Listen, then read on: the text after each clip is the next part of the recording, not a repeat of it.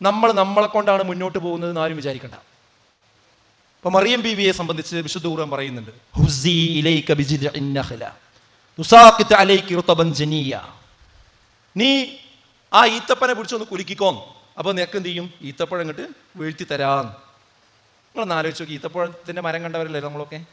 ഒരു കഴുങ്ങ് പിടിച്ച് കുലുക്കാൻ തന്നെ നമുക്ക് വലിയ പണിയാണ്. അതിമ പിടിക്കാൻ തന്നെ കഴിയൂല, അതും ഗർഭിണിയായ ഒരു സ്ത്രീ. പിന്നെ എങ്ങനെയാ സംഭവം? അത് അള്ള പറയാണ് എന്ത് പിടിച്ചു കുലിക്കും, പക്ഷെ വീഴ്ത്തി കൊടുക്കുന്നത് ആരാ? അള്ളയാണ്. മനസ്സിലാവുണ്ടോ?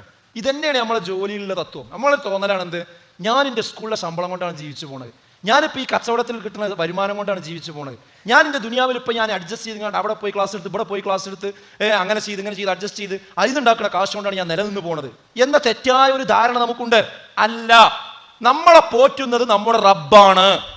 ആ റബ്ബ് അതിനുള്ള ഒരു കാരണമാണ് നമ്മുടെ ജോലി നമുക്ക് തന്നിരിക്കുന്നത്. ആ ജോലി അല്ല നമ്മളെ പോറ്റുന്നത്. ആ ബോധം നമുക്ക് കൃത്യമായിട്ട് വേണം. ഒരു മാസത്തിൽ 1,00,000 രൂപ വരുമാനമുള്ള ആളുണ്ടാവും, പക്ഷേ ഒരു മാസം കഴിഞ്ഞ അയാൾക്ക് 20,000 രൂപ കട. എന്നാൽ 20,000 രൂപ മാസത്തിൽ വരുമാനമുള്ള ഒരു മനുഷ്യണ്ട്, അയാൾക്ക് മാസം കഴിയുമ്പോൾ 2,000 രൂപ ലാഭം. അതെന്താ വിഷയം? കാശിന് ബറക്കത്തുണ്ടാകുക, സമയത്തിന് ബറക്കത്തുണ്ടാകുക. ഇതിനൊക്കെ ബറക്കത്ത് കൊടുക്കുന്നത് ആരാ? അള്ളാണ് തരുന്നത് നമുക്ക്. ഇത് അള്ളാനെ നമ്മൾ അങ്ങോട്ട് സഹായിച്ചാൽ പടച്ചോ നമ്മൾ എന്ത് ചെയ്യും? ഇങ്ങോട്ട് സഹായിക്കും. ശരിക്കും എഴുതി വെച്ചോളിയത്. ഞാൻ യുവാക്കൾ എന്ന നിലക്ക് നിങ്ങളോട് പറയും, നിങ്ങളുടെ ജീവിതത്തിൽ കുറച്ച് തിരക്ക് സ്വാഭാവികമായിട്ടുണ്ടാവും, സാമ്പത്തിക ബുദ്ധിമുട്ടുകൾ ഉണ്ടാവും, ജോലി സംബന്ധമായ പ്രയാസങ്ങൾ ഉണ്ടാവും. അതൊക്കെ ഉണ്ടാവുമ്പോൾ ആദ്യം ലീവ് പറയേണ്ടത് നമ്മുടെ ദീനീ പ്രവർത്തനത്തിന്റെ മേഖലയിൽ ഒരിക്കലും തന്നെ ആകാൻ പാടില്ല. മറിച്ച് ഇതിന് എന്ത് പ്രശ്നം വന്നാൽ ഇത് ഞാൻ മാറ്റി വെക്കൂല, ഞാൻ എന്ത് പ്രശ്നം ഉണ്ടെങ്കിലും സുബൈ ജമാഅത്തായി ഞാൻ നിസ്കരിക്കും, നമസ്കാരം ഒഴിവാക്കുന്ന പരിപാടി എനിക്കില്ല എന്ന് പറയുന്നത് പോലെ ദീനീ പ്രവർത്തനത്തിൽ നമ്മളെ ഏൽപ്പിച്ചിരിക്കുന്ന അമാനത്ത് കോംപ്രമൈസ് ചെയ്തുകൊണ്ട് ഒന്നും ഞാൻ ചെയ്യില്ല എന്നിടക്കേക്ക് നമുക്ക് വരാൻ കഴിയണം.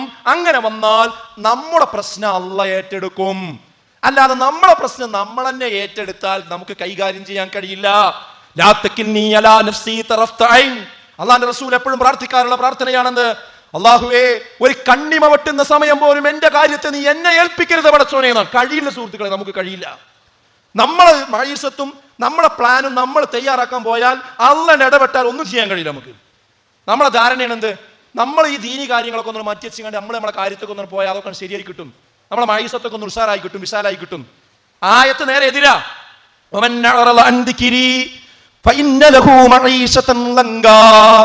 ആര് അള്ളാഹുവിന്റെ ദിക്റിൽ നിന്ന് മാറി സഞ്ചരിക്കുന്നുവോ, ആ ദീനീ കാഴ്ചപ്പാടിൽ നിന്ന് മാറി സഞ്ചരിക്കുന്നുവോ,